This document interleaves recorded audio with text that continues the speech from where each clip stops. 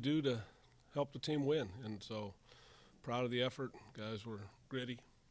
I thought the stops, like in special situations, 2 minute end of the half, 2 minute end of the game, and then the sudden change where we held them to a field goal and no first down. I mean, those were big moments in the game where we came through. We were called on and we came through. What went into the decision to take Emmanuel off the field for dime packages? Do you expect that to continue? We'll play our guys as we see game to game and all that. So yeah, he'll play a lot and just didn't happen to be involved in some of those things. You know Denver well. Yeah. Coming in as an opponent, just they pack the stadium, altitude. Is it any more or less of a challenge than other places? Well, I mean, I think it's a great environment. It's the fans are terrific there. They play they remind you of the altitude. They have signs everywhere reminding you. But the bottom line is you go in, you play, you go in and compete. And so teams that play well and prepare well and go and execute, all those things don't become as big a deal. I think if you go in and you slop around and you don't play well, then those things can add up and they get it rolling. And I was part of us rolling there several times. When I was the defense coordinator there, when we had some great moments. So I know what it's like when we start rolling.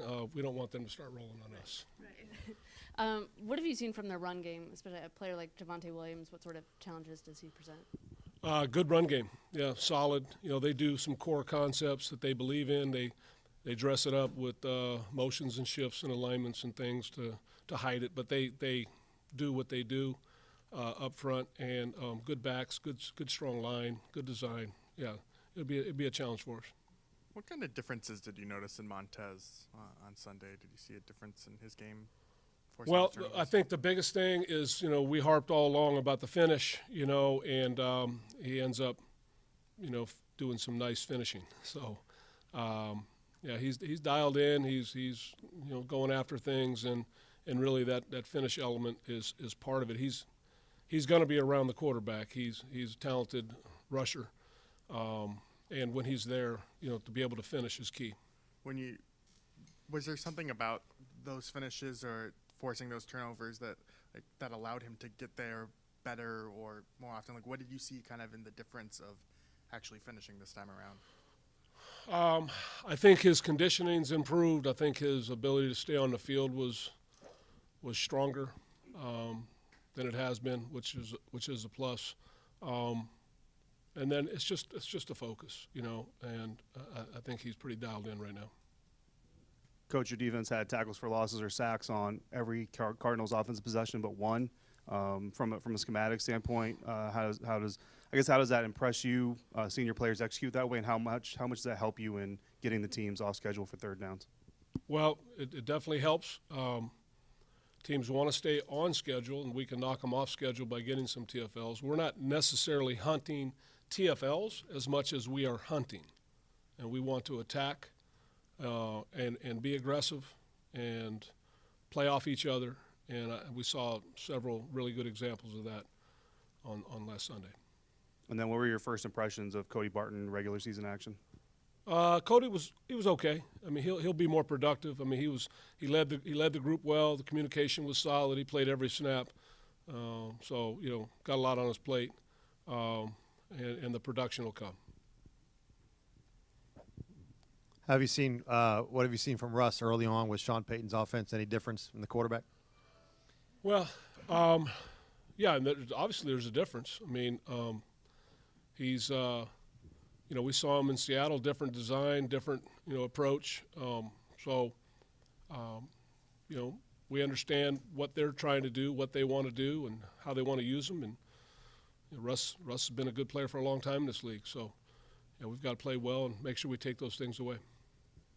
Following up on Russ, with a guy like him who kind of likes to move around in the pocket, how important is it to have a coordinated rush amongst your D-line as you kind of attack a guy who can move around like Russ does? Yeah, I mean, let me know when there's not a guy that can move around.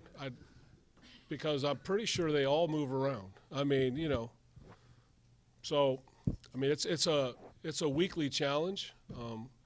Clearly, you know, we want to rush as a group, together as a pack, and not as individuals. And so I thought we did an excellent job of that last week, and that will be a challenge for us going forward, week to week, because like really look at the schedule and just start naming which one's going to sit back there.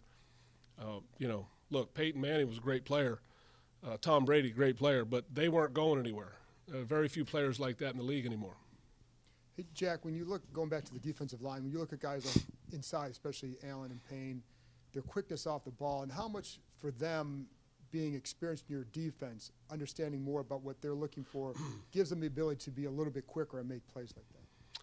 Yeah, I think, you know, there's certainly a comfort level in them understanding what they need to get done and where they can take their opportunities. And so I think that's part of it. And then, you know, we want to be penetrating and disruptive with our tackles. I mean, that's part of what we do. So I thought they were both really on point last week. Do you see any difference in their games because of that experience this year? I hope to see. I mean, we should benefit from the time we've had together working as a group. You know, there's a core that we have defensively that we've been together. They understand. We've added a couple new pieces to it, but we have a core that really understands what we're looking for, and so you know, we should expect to play fast and play off each other and be impactful. Jack, you mentioned that Cody Barton played every snap. Jamin, I think, was like in the 60-something% range.